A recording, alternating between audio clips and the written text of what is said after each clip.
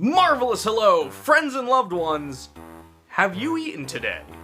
I believe it was Isaac Newton who once said, "You are what you eat," right before he ate that apple and invented gravity. Well, according to Mr. Fig Newton, I'm made of mostly Nutter Butters and Diet Dr. Pepper. So, in celebration of Edutainment Month, I think today I'm gonna find out if I am what I eat, from my head to my feet. Pajama Sam 3 came out in Canada in 1999, before making its way to the States in early 2000. I'll be playing the Steam version for this video, which was released in 2014, but if you ever find a copy of the game in the wild, go ahead and pick it up. You Are What You Eat, From Your Head to Your Feet, wasn't the last Pajama Sam game, but it does seem to be the last one that most people care a lot about, as I never really hear any mention of the fourth game, which I admittedly haven't played myself. I think a big part of this is due to this one being the last game where Sam is voiced by Pamela Adlon, the incredibly talented writer, director, producer, actress, known for iconic characters like Bobby Hill, and more recently Better Things, a show that she created and stars in. Boy, eating cookies is hard work. The game opens up with Sam chowing down on his 19th box of cookies, as we all do from time to time. Usually in the middle of an intense gaming session, or maybe when we're marathoning Futurama for the 56th time. But right when Sam's mom calls him for dinner, the 20th box of cookies escapes into the pantry. Similar to Sam's trip to his closet in the first game, or the attic in the second game, Pajama Sam 3 takes place entirely in his pantry, and we're introduced to a world based on his imagination, something I've consistently loved from this series. Sam quickly finds himself in the middle of a political minefield, especially once the Sweets throw him in jail for the crime of saying he's gonna eat healthy broccoli for dinner. In jail, he meets Florette, a delegate for the Food Council who is supposed to be at the food pyramid to negotiate at a political summit. Sam busts the two out of jail, and Florette is so sweet on him that she gives him a little sugar. Looks like Sam will be eating broccoli tonight after all. He's like 6. I shouldn't make jokes like that. In the food pyramid, Sam meets up with the carrot from the first game, No Need to Hide When It's Dark Outside, in what I felt was a really good callback.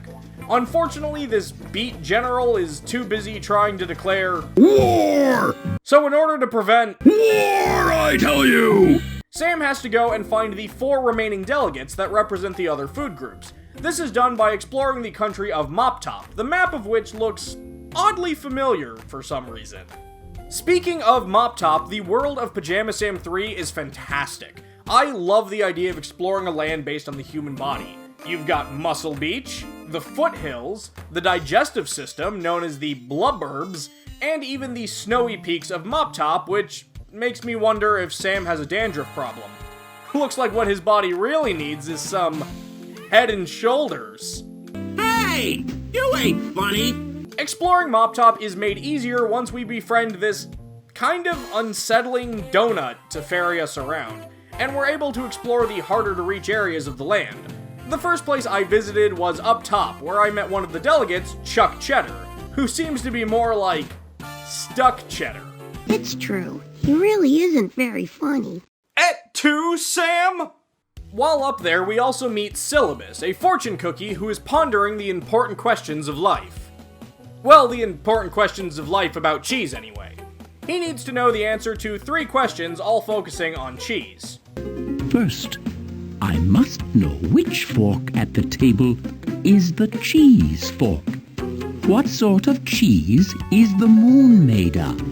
What sort of cheese is the best to put in a cheese sandwich? Now, in my mind, we should be able to go one screen over and simply ask Chuck if he knows these things, but maybe it's closed-minded of me to just assume he'd know that, so we'd better do some investigating on our own. I'm able to learn about the cheese fork thanks to a handy etiquette lesson from a pair of celery stalk sisters, who also teach me a few other helpful tips. Do not draw and poke holes in or set fire to the tablecloth. Standing on the table during a meal is not permitted. Eat all the food on your plate and do it in alphabetical order. Don't set fire. Oh man. My dinner party next week just got a lot less awkward. Oh, and for anyone that was curious, The cheese fork will be the one which is brought with the cheese. in order to find out what the moon is made of, we have to use a pumpkin to sneak by some sweet potato sentries, but we learn that it's made out of brie. And in order to learn what cheese is best for a cheese sandwich, we naturally have to ask a group of plumbers. By the way, I just want to be clear, I love this gag. I love everything about the visual and lingual punnery of having plumbers that are plums, and they have the plumber crack because plums have... I know it's not as funny when I explain it, but just call me Shovel Knight because I really dig this joke. Dave Humongous, or whoever came up with this, you get an A. Oh, right, what is the best cheese for a cheese sandwich? Feta cheese, of course. It's the best for cheese sandwiches. Okay, I know I shouldn't question the divine wisdom of a plumber, and I also know that the type of cheese changes on each playthrough, but really, dude? Feta? That's the best cheese for that? Even if you look up feta cheese sandwich, you get a bunch of recipes that all involve making it with other things, including better cheeses. But whatever, apparently this is a universal truth, so I, feta, get used to the idea. I didn't really know it at the time, but these plumbers ended up being pretty critical to my entire playthrough of Pajama Sam 3.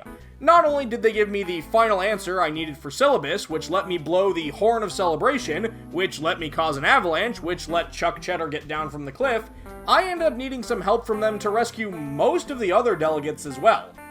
Down at Muscle Beach, there's a carnival where one of the delegates, Pierre Le Pen, got himself trapped in a prize box, somehow, and the only way to rescue him is if these musclehead muffins stop drawing these curvaceous cupcakes long enough to use this exercise machine that, for some reason, powers the Ferris wheel.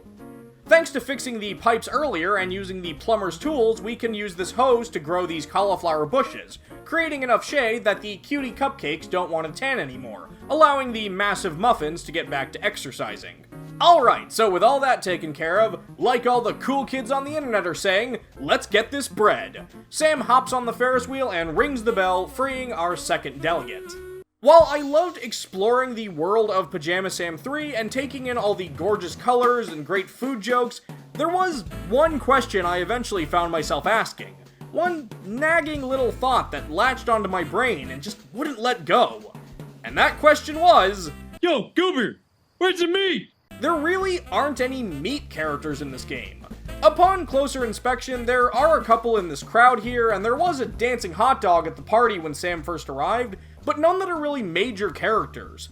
There isn't even a meat delegate, with the meats and proteins group being represented by Bean47. This didn't bother me or anything, it was just something that had me curious.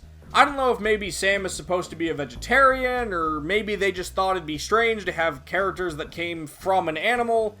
The closest I found was this egg guy who eats fries like a total weirdo. With barbecue sauce. Representing the fruit group, we've got Granny Smythe, who seems to be in a bit of a sticky situation.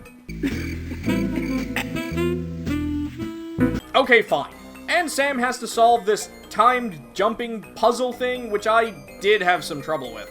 To rescue her from the caramel, Sam uses a handy extendo plunger he got from, you guessed it, our plumber friends. Oh my, what's this? It's fine, just don't think about where this thing has been. This thing that is currently on your head. Now, the last delegate I rescued, Bean47, was probably the worst part of this entire game for me, which was a real shame because I'd been really enjoying it up until now. And I promise it's not just because he has nothing to do with our plumber friends. See, down at the Foothills construction site, the bean foreman just got a bean sorting machine with, some assembly required. But he doesn't have the instructions to put it together, so basically they have no way of knowing which bean even is Bean47, so like, they just don't know who to give the hat to. The solution to this puzzle also gave me a bit of trouble. What I actually had to do was go back to the carnival where we got that bread and get my photo taken at this booth that I didn't even notice at first. Then take the picture back to the food pyramid and into the library so Sam can get a library card, play this weird little platforming game, and bring the instruction manual back to the foreman. Once you do all that, you have to play this bean sorting game and deposit the beans into either jelly beans or kidney beans, which is done by essentially flipping this one platform back and forth, and you have to do this, you guessed it, 47 times. Like most of the other humongous entertainment games from this time, the puzzles in the game actually change each time you play it, and in this game you can even pick and choose what scenarios you want. I know on some playthroughs the bean thing is resolved by ending a strike, which I'd played before and liked a lot better than this one. I just didn't think this was all that great, and it was sort of a low point in what has otherwise been a fantastic time so far. It just kinda left a weird feeling in the pit of my stomach, or maybe that's just gas? Because beans? With all the delegates at the conference, Sam heads back to the food pyramid to find them arguing with each other over who is more healthy and who should be the main dish at mealtime. Sam disrupts their arguing by delivering a rousing speech about how the best foods on Earth only exist because the different food groups work together to make something spectacular. An apple, broccoli, bean, cheese, and lollipop sandwich. That sounds genuinely terrible. And I think I have to try making one. Pajama Sam 3 was an overall fantastic game. I don't really have any nostalgia for the humongous entertainment games, as I didn't play my first one until I was in college, but I've genuinely enjoyed each one I've played, and You Are What You Eat From Your Head to Your Feet might just be my all-time favorite. Through a combination of all the wonderful food-based characters to the strangely creepy but overall charming world of Mop Top, I just found myself really enjoying this game all around. Truthfully, while making this video, I've never hoped more for the comments to say stuff like, "Hey, we liked this, hope you do more humongous entertainment games," because I'd really like to do that. So if you would like to see me tackle Putt Putt or Freddy Fish or maybe even Spy Fox, I actually haven't played those yet, please let me know in the comments below. Alright, well that's all I've got to say. So, I guess since it's almost time for dinner, I'll just be getting out of here. Rude.